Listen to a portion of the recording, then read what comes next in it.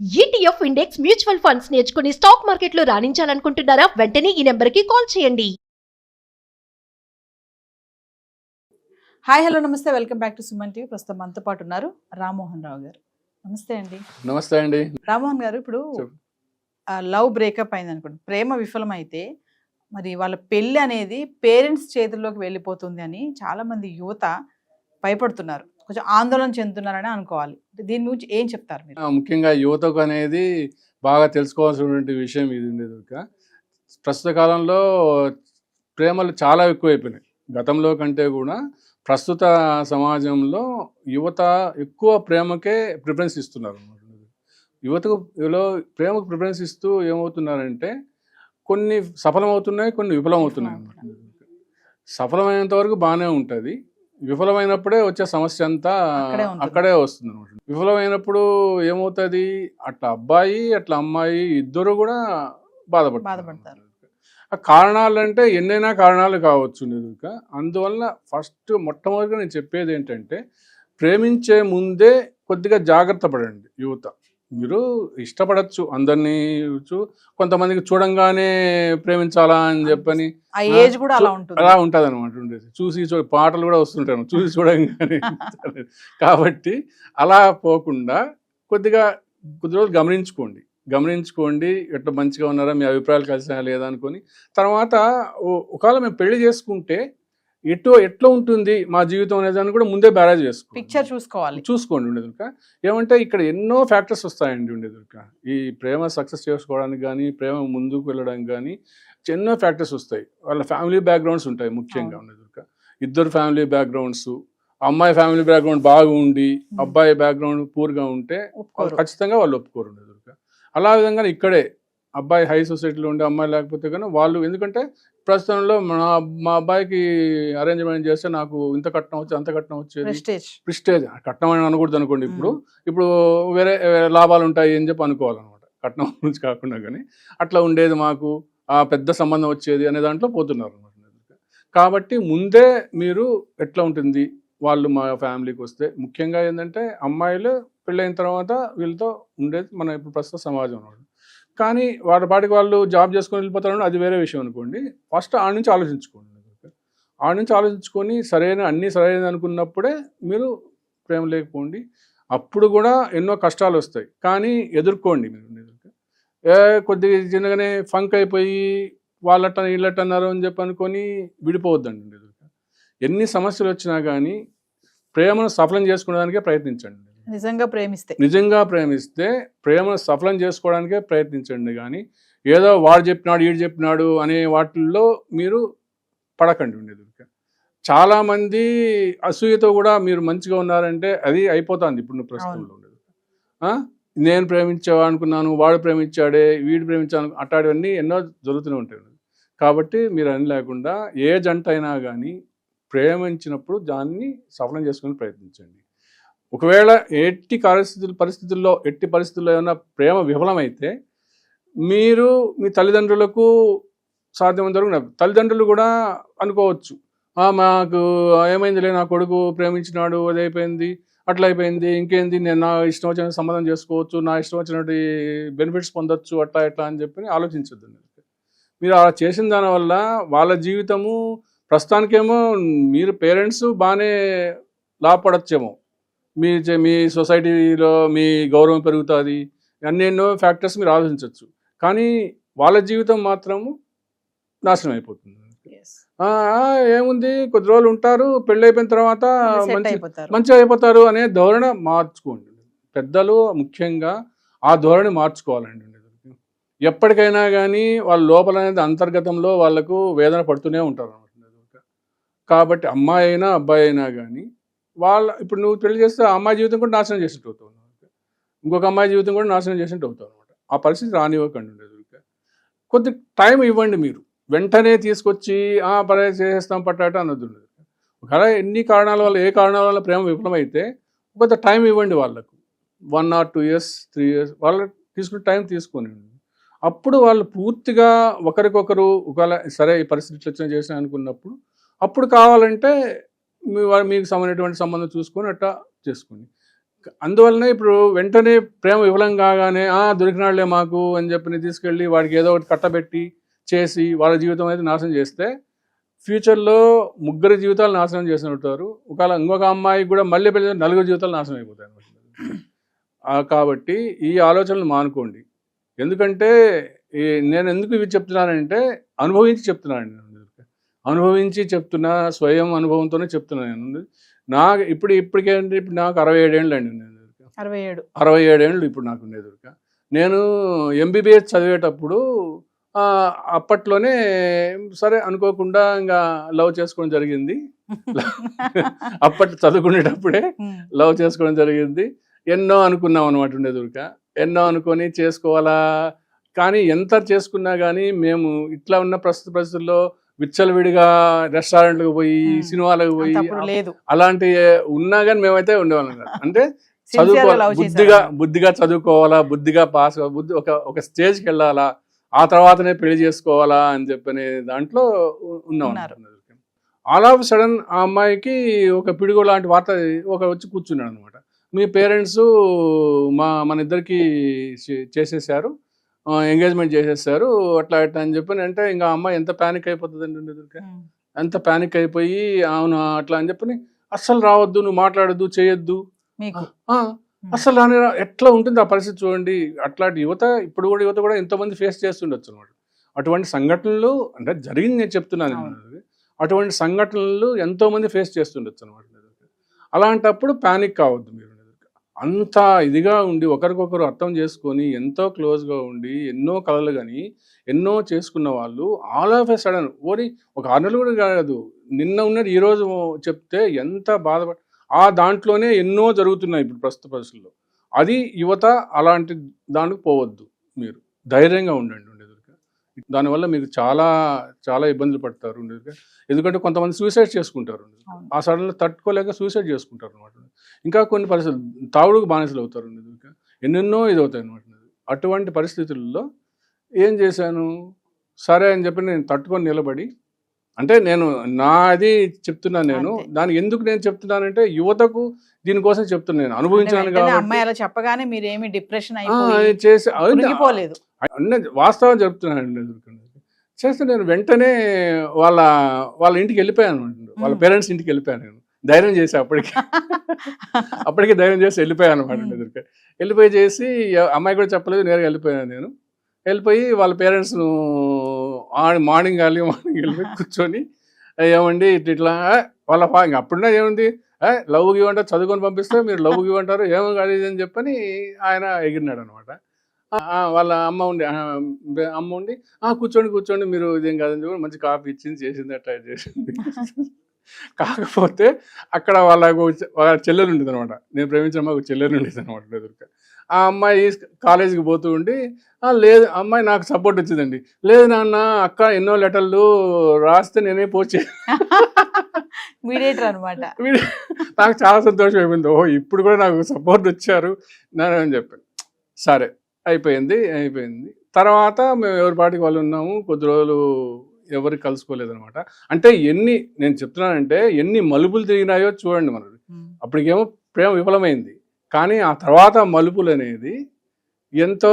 ఇంకా నేను మా పేరెంట్స్కి వెళ్ళిపోయాను. నేను కాలేజీకి వెళ్ళడానికి నాకు లేదు, వెళ్ళిపోయాను. నేను ఇంటికి వెళ్ళిపోయాను అనమాట. ఇంటికి వెళ్ళిపోయి పేరెంట్స్తో కూడా చెప్పలేదు. 10 రోజుల వరకు పేరెంట్స్కి 20 రోజులు చెప్పలేదు అనమాట. ఇట్లా జరిగింది అని చెప్పి అనమాట. ఇంకా వాళ్ళు అప్పుడు పరిస్థితుల్లో ఇంకా ఉన్నది కదా, గడ్డం పెంచుకొని తిరిగి పిచ్చి వాళ్ళలాగా ఉంటారు కదా. అంటే కాకపోతే ఏంటంటే తాగుడు కానీ సిగరెట్లు కానీ అంటే అలవాటు చేసుకోలేదు. ఏదో పెంపకం వల్ల నాకు అవి రాలేదు అనమాట ఉండేది. అది దానికి సంతోషిస్తున్నాను నేను ఉండేది. వెళ్ళిపోయిన తర్వాత వాళ్ళు 10 రోజులకు ఎట్లా వాళ్ళు ఎట్లున్నారు ఏమని చెప్పని కనుక్కున్నారు. అప్పటికే వాళ్ళకు అబ్బాయి ఏమి చదువుతున్నాడు, మంచి సంబంధాలు వస్తున్నాయి. నాకు ఫైనల్ ఇయర్ అనమాట. నేను అప్పుడు ఫైనల్ ఇయర్, మంచి సంబంధాలు వస్తున్నాయి ఎట్టా అని చెప్పని అనుకున్నాం అనమాట. అంతే సరిగ్గా ఓపెన్ అయిన తర్వాత మంచి మర్చిపో అంతే, మంచి పని అయిపోయింది. ఏం చేసింది అనుకున్నాం, ఏదో పోనీ మీరు చేసుకున్నా మాకేం అభ్యంతరం లేదు, కానీ ఏం చేద్దాం, జరిగిపోయింది, పట్టింది, ఇంకేం పట్టించుకోకు నువ్వు పా అని చెప్పని. నాకేంటి అప్పట్లో ఈ అమ్మాయి కంటే అందమైన అమ్మాయిని పెళ్లి చేసుకోవాలా, నన్ను వాళ్ళు ఎవరో వచ్చారని చెప్పని నన్ను కాదని చెప్పని వెళ్ళిపోయిందే, ఈ అమ్మాయి కంటే మంచి అమ్మాయిని పెళ్లి చేసుకోవాలా అని చెప్పి సరే వెళ్ళండి ఎతకండి నేనే చెప్పాను. వెతకండి నన్ను ఫిక్స్ చేశారన్నారు కదా, వాళ్ళ పేరెంట్స్ ఏదో చేశారు కదా, నన్ను కాదని చెప్పింది అని చెప్పానని వాళ్ళు ఇదే ఛాన్స్ అని చెప్పని మొత్తం తిరగడం మొదలుపెట్టారు అనమాట. మొత్తం అప్పుడు కంబైండ్ ఆంధ్రప్రదేశ్ కదా, అన్ని చోట్ల తిరిగినారు. ఓ 10 రోజులు తిరిగినారు, ఏది తిరిగినారు, ఎంత అయిపోయింది. ఆఖరికి అట్టాయిడ్ చేసుకొని మాది ఎక్కువ అంటే మా కడప దగ్గర అండి, అక్కడ నుంచి ఇదేదంతా తిరుగుతాం అన్నమాట. లాస్ట్ హైదరాబాద్కి వచ్చాం అనమాట. మా దాంట్లో చదువుకున్న వాళ్ళు తక్కువ ఉంటారు అనమాట. అప్పట్లోనే 30 ఏళ్ళ కింద తక్కువ ఉంటే దాంట్లో ఒక తెలిసిన వాళ్ళని అడిగితే మీకు అంటే మా క్యాస్ట్ చేయాలని చెప్పి, అది మాది ఇంటర్ క్యాస్ట్ అండి, అది చెప్పడం మర్చిపోయాను. మేము ప్రేమించుకున్న వాళ్ళు ఇంటర్ క్యాస్ట్ అనమాట. దాంట్లో జరుగుతాయని చెప్తే వాళ్ళు ఏమన్నారంటే, మీ అబ్బాయి ఎంబీబీఎస్ చదవండి, ఇక్కడ ఎవరు అంత చదువుకున్న వాళ్ళు ఎవరు లేరు, బీసీ కమ్యూనిటీ బ్యాక్వర్డ్ క్లాస్ కమ్యూనిటీలో అంత ఎక్కువ లేరు, కాబట్టి ఒక ఫ్యామిలీ ఉంది వాళ్ళు చదువుకున్న వాళ్ళు. సరే అని వాళ్ళ దగ్గరికి పోయినాం అనుకుంటున్నారు. వాళ్ళ దగ్గరికి పోతే వాళ్ళు మంచిగా రివ్యూ చేసుకొని చేసి ఉందండి ఒక డాక్టరు ఉండి, ఆమె హోమియో డాక్టరు, కానీ జాబ్ చేస్తుంది, అప్పటికే జాబ్ చేస్తుంది. జాబ్ చేస్తుంటే నేను చదువుకుంటున్నా, అమ్మాయి జాబ్ చేస్తుంది, ఎట్లా అని చెప్పని సరే చూద్దాము అని చెప్పి, వాళ్ళ ఇంకో చెల్లెలు ఉంది చేద్దామని చెప్తే సరే కాదన్నారు. ఆ తర్వాత కొద్ది రోజులు గట్రా జరిగిందనమాట. జరిగిన తర్వాత ఆ అమ్మాయిని 5 ఏళ్ళు పెద్ద ఉంటుంది మీ అబ్బాయి కంటే అన్నారు. జాబ్ 5 ఏళ్ళు కాదు 10 ఏళ్ళు పెద్ద అనమాట. అప్పట్లో మనము నచ్చితే 10 ఏళ్ళైనా చేసుకోవచ్చండి, నచ్చకపోతే దాంట్లో జరగదు అనమాట. సరే వద్దని చెప్పి వచ్చేసాం అనమాట. వద్దని వాళ్ళు వెంటబడినారు అనమాట. డాక్టర్ సంబంధం వదులుకోలేక చేయలేక 10 ఏళ్ళు పెద్ద ఏందండి, అప్పుడు గాంధీ చేసుకున్నాడు, వీళ్ళు చేసుకున్నారు, వాళ్ళు చేసుకున్నారు, ఇది సరే అయిపోయింది. తర్వాత ఇక్కడ మళ్ళీ మొదలైంది అనమాట ఈ లవ్. వచ్చేసిన తర్వాత మా ఫ్రెండ్ వాళ్ళ మ్యారేజ్ ఒకటి కడపలో జరుగుతుంది అనమాట. కడపలో జరుగుతూ ఉంటే ఆ మ్యారేజ్కి కంపల్సరీగా నేను వెళ్ళాలా, ఆమె రావాలన్నమాట. చేసుకునే వాళ్ళం ఓకే, అందరూ వాళ్ళతో కూడా కడప కాబట్టి అందరూ ఒకే చోట ఉంటాం కాబట్టి వస్తుంది. అప్పుడు ఎస్కార్ట్ అనమాట, ఎక్కడ ఏం జరుగుతుందని నాకు ఒక ఎస్కార్ట్ ఇచ్చినారు, ఆ అమ్మాయికి ఒక ఎస్కార్ట్ ఇచ్చి పెళ్ళిలో కలుసుకున్నాం అనమాట. ఇక్కడే జరుగుతుంది అనమాట, సినిమాల లాగా జరిగింది అనమాట. ఇక్కడే జరిగే విషయం జరిగితే పెళ్ళి అయిపోయింది. పెళ్ళి అయిపోయిన తర్వాత కింద భోజనాలు పెట్టేవాళ్ళు అనమాట. కింద భోజనాలు పెట్టేసిస్తే కూర్చొని ఉంటే ఆమె లడ్లు తీసుకుని అందరూ పెట్టుకుంటూ వచ్చి నా దగ్గరికి వచ్చి, కాలేజ్ ఎగ్గొట్టి ఎన్ని రోజులు ఉంటావు, ఎన్ని రోజులు తిరుగుతావు నువ్వు, కాలేజ్ ఎగ్గొట్టి ఎన్ని రోజులు తిరుగుతావు, కాలేజీకి రా, రేపు అయిపోయింది పెళ్ళి అయిపోయినాక రా కాలేజీకి అని చెప్పి అంటే లడ్డు కావాలా నాయన అట్ట పెట్టి వెళ్ళిపోయిన తర్వాత సరే అయిపోయిన తర్వాత మళ్ళీ కాలేజీకి వెళ్ళినాము. కాలేజీకి వెళ్ళిపోయిన తర్వాత అప్పుడు మాకు ల్యాండ్లైన్ ఫోన్లు అనమాట, సెల్ ఫోన్ లేవు. ల్యాండ్లైన్ ఫోన్లో ఒకసారి ఫోన్ చేసింది, ఒకసారి వచ్చిపోతావా అని చెప్పింది. వెళ్ళిన తర్వాత బోర్ను పట్టుకొని ఏడ్ చేసింది అనమాట. లేదు మా పేరెంట్స్ వాళ్ళు అతను మిస్లీడ్ చేశాడు, మా పేరెంట్స్ కన్ఫర్మ్ చేశారు, నువ్వు చదువుకో, ఇవన్నీ అట్లా లవ్ వాడు ఎవడో వచ్చి మిమ్మల్ని జస్ట్ డిస్టర్బ్ చేశాడు, మీకు ఎటేం చేయాలి, కానీ ఇట్లా కనుక చదువుకో అని చెప్పనేసి, అందువల్ల మళ్ళీ మనము కలిసి ఉందాము, చేద్దాము, మళ్ళీ పెళ్లి చేసుకుందాం, మనం చదువుకు అయిపోయిన తర్వాత పెళ్లి చేసుకుందాము అని చెప్పని మళ్ళీ వచ్చింది. సరే అదే కావాల్సింది కదా మనకుండే దొరిక, అట్లా అని చెప్పి జరిగిపోతే అక్కడేమో పేరెంట్స్ వాళ్ళు ఇక్కడ హైదరాబాద్లో ఉండే వాళ్ళు 10 ఏళ్ళు పెద్ద వాళ్ళు ఫోన్ల మీద ఫోన్లు పని చేసి ఎట్టో కూడా చివరికి అనేది వాళ్ళు రాండి మీ చిన్నమ్మాయిని అడిగారు కదా, మీ చిన్నమ్మాయిని చూస్తాము అట్లా ఇట్లా అని చెప్పని పిలిచారనమాట.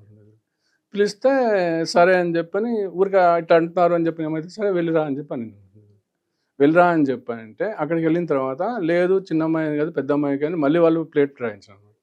సరే అని చెప్పి నేను ఉండకుండా వచ్చేసాను అనమాట. వచ్చేసిన తర్వాత ఇక్కడికి వచ్చిన తర్వాత కర్నూలుకు చదువుతున్నాను. కర్నూలుకి వచ్చిన తర్వాత మా పేరెంట్స్ కూడా మళ్ళీ హైదరాబాద్ నుంచి కర్నూలుకి వచ్చారు.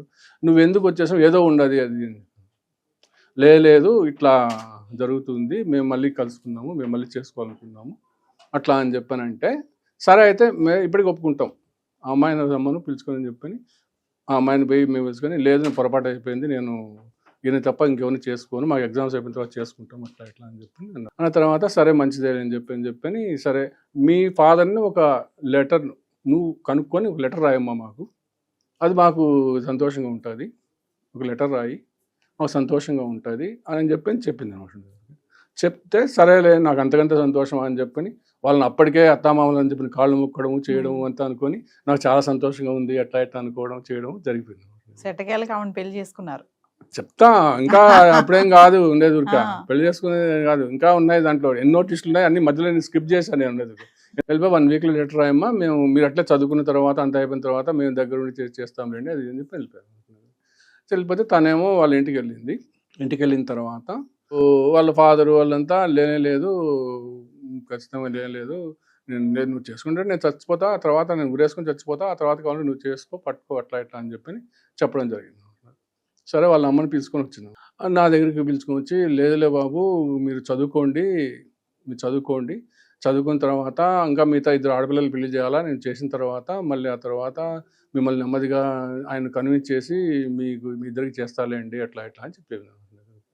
చేస్తా అని చెప్తే ఈ అమ్మాయి ఏం చెప్పిందంటే, లేదు వాళ్ళంతా కథలు చెప్తున్నారు, ఊరిక అది అయ్యే పని కాదులే, ఉండేది కాదు, మా నాన్న కరెక్ట్గా చెప్పేసాడు, నేను ఎట్టి బస్సులో ఒప్పుకోను, నేను చచ్చిపోతా, కావాలంటే ఆ తర్వాత మీరు పోయి పెళ్లి చేసుకోండి అని చెప్పి అన్నాడు. ఇట్టటి పరిస్థితుల్లో ఇంకా నేను చేయలేనులే, ఇంకెందుకు ఆమె ఏదో నిన్ను ఊరిక మభ్యపెట్టడానికి చెప్తుంది, 4-5 ఏళ్ళు ఉండండి, పీజీ చేసుకోండి, అది ఇది అని చెప్తాంది, అది జరిగేది కాదు, అట్లా ఇట్లా అని చెప్పని ఆమె చెప్పి అప్పట్లో సినిమా డైలాగ్ లాగా నాకు ఏదన్నా అయితే నువ్వే వచ్చి నాకు అన్నీ చేసి నువ్వు చెయ్యి అది ఇది అని చెప్పి ఆ సినిమా డైలాగ్ కూడా కొట్టేసి వెళ్ళిపోయినా. వెళ్ళిపోయిన తర్వాత ఇంకా మా పేరెంట్స్కి అవకాశం దొరికింది. ఇంకా 2వ అవకాశం ఇచ్చినా కానీ ఇది చేయలేదు, ఆ అవకాశాన్ని కూడా చేసుకోలేదు. ఇంకా ఎన్నిసార్లు అని ఉంటావు, ఇంకా మేము చెప్పినట్టు వినేసేసేసి పెద్ద నాకంటే 10 ఏళ్ళు పెద్ద అన్న వాళ్ళనే ఒప్పుకోను వద్దు అని అంటే లేదు. ఎందుకంటే పేరెంట్స్కి ఏం ఆలోచించారు, ఓహో వాళ్ళది మంచి సంబంధము, ఇంకా మాకు ఒక 2-3 చెల్లెళ్ళు ఉన్నారు పెళ్లి కావాల్సిన వాళ్ళకు 2 తమ్ముళ్ళు ఉన్నారనమాట. అంటే మా ప్రబోధులు ఉన్న వాళ్ళు మా ఫాదర్ని ఏం పెట్టారంటే, మీ అబ్బాయి చేసుకున్నాడు అనుకో 10 ఏళ్ళు అట్టయితే ఏముంది, ఇంకా మా 2 తమ్ముళ్ళని మీ 2 కూతుర్ని ఇచ్చేస్తాను, హైదరాబాద్ నవాబుని చేసేస్తాను మీ కొడుకును అని చెప్పని వాళ్ళ పెద్దన్న ఉండేవాడు అనమాట. ఆయన అంత ఇదే చెప్పేటప్పటికి ఏ తల్లిదండ్రులకైనా కానీ ఏమవుతుంది, అబ్బా ఇంత ఇది నా కొడుకు బ్రహ్మాండమైన భవిష్యత్తు వస్తుంది, ఎంతకంటే ఏమి ఇది కాదు అట్లా ఇట్లా అని చెప్పి ఆయన ఆనందపడిపోయి, నా పరిస్థితి ఏంటి, లేనప్పుడు ఎవరైతే ఏంటి, అంతే లేనప్పుడు నేను కావాలనుకుంటే లేకపోతే ఎవరైతే ఏంటి. ఈ అమ్మాయి ఏమో బోర్ని ఏడుస్తుంది, నా వల్ల నువ్వు నీ జీవితాన్ని నాశనం చేసుకుంటున్నావు, నువ్వు నీకంటే 10 ఏళ్ళు పెద్దవాళ్ళు నువ్వు చేసుకుంటున్నావు అంటే ఏం చేస్తాం, ఏముంది. అది నేను చెప్పొచ్చేది ఏంటంటే, అలాంటి పరిస్థితి ఏ యువత ఇప్పుడు తెచ్చుకోవద్దు. ఎందుకు చెప్తున్నానంటే, నా పర్సనల్ స్వీయ కథ ఎందుకు చెప్తున్నానంటే, ఇటువంటి పరిస్థితి ఏ యువత కూడా తెచ్చుకోవద్దు, అమ్మాయి కానీ అబ్బాయి కానీ తెచ్చుకోవద్దు. ఎందుకు చెప్తున్నానంటే, మా బ్యాక్గ్రౌండ్ పేదరికం బ్యాక్గ్రౌండ్ మేము వచ్చింది. ఈ అమ్మాయిది అంత రిచ్ కాదు, ఎంతో మంచి ఇది ఉంటుంది. ఎక్కువ వాళ్ళంతా పెరిగింది బాంబే అంటే పెద్ద సిటీలో పెరిగారు అనమాట. అప్పట్లో మా ఇంట్లో పల్లెటూరులో టాయిలెట్ వసతి కూడా లేదనమాట. ఇప్పుడు నేను ఆలోచించుకుంటే అవును కదా, నేను అప్పుడు అనుకున్నానే, వాళ్ళు ఎట్టుంటారో, ఇప్పుడు పెరిగినా మంచి సంపాదించుకున్నాం అది వేరే విషయం అనమాట. కానీ అందువల్ల మీరు ప్రేమించే ముందు ఇలాంటి బేరే చేసుకోండి, మంచిగా వాళ్ళు ఉంటుందా లేదా, మనం ఉంటే మన ఇంటికి తీసుకొచ్చి ఉంటా లేదా అని అనుకొని మీరు ఇట్లా ప్రేమ వివరమైనా కానీ ఈ దాంట్లో యువత అర్థం చేసుకోవచ్చు. ఎంత మనోవేదన చెందుంటాను నేను, ఇప్పటికీ ఇన్ని సంవత్సరాలైనా కానీ నేను ప్రతి ఒక్క అంశం గుర్తుపెట్టుకొని చెప్తున్నానంటే, ఎంత ప్రేమిస్తే అంత గుర్తుంటాయో చెప్పండి, అది యువత అర్థం చేసుకొని ఆ ప్రేమను అలా మీరు సఫలం చేసుకోండి. విఫలమైనా కానీ ఎలాంటి చెడు అలవాట్లకు బానిసవద్దు. జీవితం చాలా పెద్దది, చదువుకోండి. నేను అట్లనే దాన్ని పక్కన పెట్టేసుకుని నా MBA చదువుకున్నాను, నేను సర్వీస్ చేశాను, సర్వీస్లో అన్నీ చూశాను, నేను అత్యున్నత స్థాయికి పోయాను. నేను ఓ పక్క గుర్తు పెట్టుకుంటే అట్టుంది. మీరు కూడా మీ జీవితాన్ని అలా మంచుకోండి అని చెప్పని యువతకు సందేశం ఇస్తున్నాను. నమస్తే.